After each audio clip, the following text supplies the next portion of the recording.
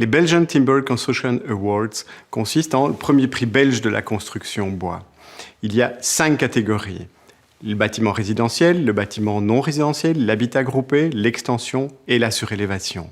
Le prix de la construction, c'est vraiment une ode au bois. C'est une vitrine pour le bois. C'est montrer toutes les qualités du bois, mais c'est aussi montrer l'évolution, l'inscription du bois dans un contexte de changement climatique. C'est essentiel. Donc finalement, on a constaté au travers de ce projet-là un réel engouement, avec 105 projets qui ont été présentés. C'est formidable. Et évidemment, on va le rééditer, alors rendez-vous dans 4 ans.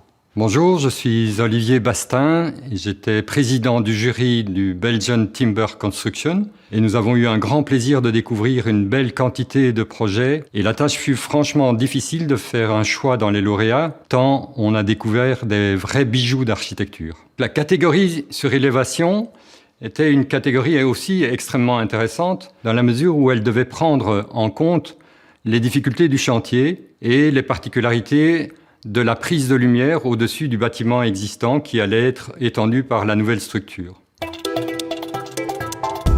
Comment construire un logement sur un bâtiment existant?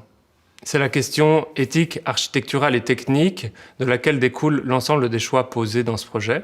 La première réponse a été de s'appuyer sur le substrat historique et culturel du lieu.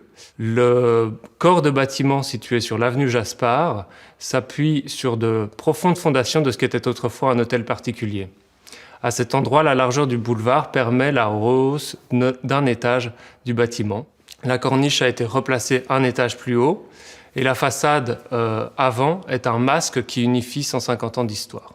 À l'arrière, de larges fenêtres au sud donnent sur la toiture jardin et permettent une conception bioclimatique. Le revêtement de façade est en marbre de Carrare issu d'un chantier de transformation de la gare du Nord. La façade est conçue comme une épaisseur qui encadre les vues, une épaisseur habitée dont l'esthétique parle d'histoire bruxelloise et italienne.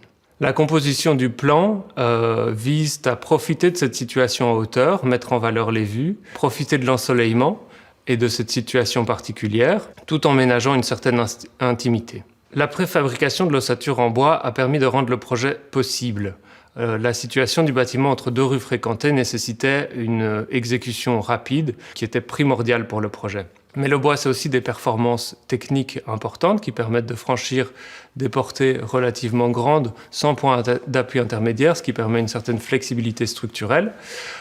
Et le bois permet aussi des performances énergétiques tout en stockant le CO2. C'est un matériau qui nous raconte l'histoire des arbres, des hommes qui ont permis d'arriver au résultat final.